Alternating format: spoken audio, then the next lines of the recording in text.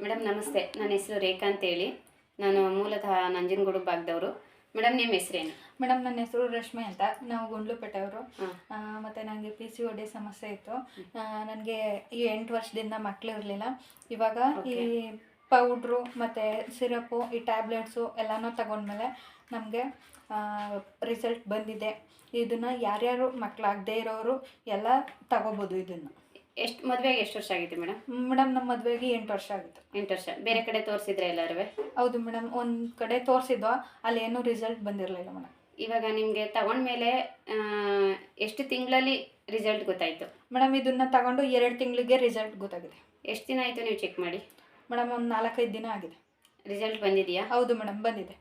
ಈ ಥರ ಸಮಸ್ಯೆ ಇರೋರಿಗೆ ನೀವು ಇದನ್ನು ರೆಕಮೆಂಡ್ ಮಾಡ್ಬೋದಾ? ಹೌದು ಮೇಡಮ್, ಇದನ್ನು ಖಂಡಿತವಾಗೂ ಯಾರು ಬೇಕಾದರೂ ತಗೋಬೋದು, ಮಕ್ಕಳಾಗದೇ ಇರೋರು. ಮಕ್ಕಳಾಗದೇ ಇರೋರು. ಹೌದು.